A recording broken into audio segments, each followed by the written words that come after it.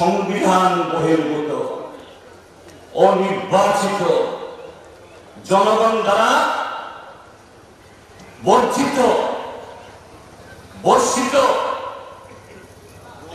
জনগণ দ্বারা অনুপযুক্ত হিসাবে চিহ্নিত এরকম ব্যক্তিরা দিনে এবং রাতে কালো চশমা দিয়ে বসে থাকে।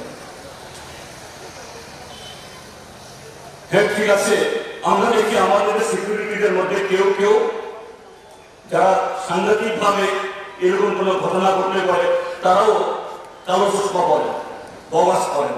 আমি জিজ্ঞেস করি, ভাই কালো চশমা দাও কিনে?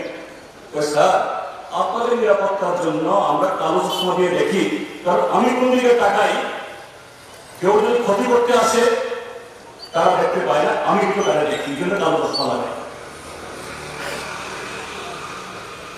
এখন এরকম কিছু সংবিধান বহির্ভূত লোক কালো চশমা নিয়ে নির্লজ্জ বেহেয়ার মতো নিয়ে প্রতিদিন পিরামিড অফিসে গিয়ে বসে থাকেন, পঞ্চায়েত সমিতির অফিসে গিয়ে বসে থাকেন, জেলা পরিষদের মিটিংয়ে বসে থাকেন, থানায় গিয়ে বসে থাকেন। কেন কালো চশমা? কারণ এরাই হলো অপরাধী হবে, আমার চোখ যেন কেউ না দেখে। কারণ তার চোখ তো হলো চুরি করার জন্য সব জায়গা থেকে তার কমিশন পেতে হবে। আজকে সাবরুমের প্রতিটি লোক জানে আনারসের বাগান হোক বা হাসপাতাল তৈরি করা বা ইন্টিগ্রেটেড চেকপোস্ট বা কোথাও ফেন্সিং বা কোথাও রাস্তা হচ্ছে, কোথাও পুকুর হচ্ছে, সব জায়গা থেকে কমিশন চাই।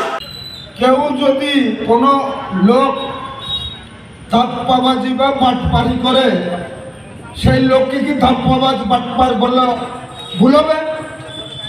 ধাপ্পাবাজ বাটপার, বাটপার ধাপ্পাবাজ, ধাপ্পাবাজ ধাপ্পাবাজ, ধাপ্পাবাজ বাটপার, বাটপার।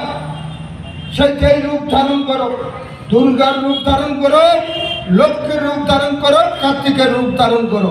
বাটপার, বাটপার, ধাপ্পাবাজ, ধাপ্পাবাজ করেছিস, সেটা করেছি, সেটা করেছি। তারপরে কি হয়েছে বলেছে?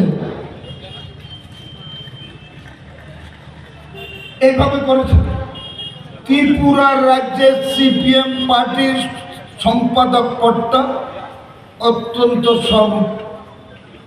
সম্মানীয় পদ। এই পদের একটা গরিমা আছে। আর অতীতে কোনো সময় সিপিএম পার্টির কোন রাজ্য সম্পাদক এই ধরনের ধাপ্পাবাজি বাটপারি কথা বলেনি। আমরা মনে করি এই সম্মানীয় পদ রাজ্য সম্পাদক এবং যেই পদের গরিমা রয়েছে সেই পদের গরিমা নষ্ট করেছে বর্তমান রাজ্য সম্পাদক।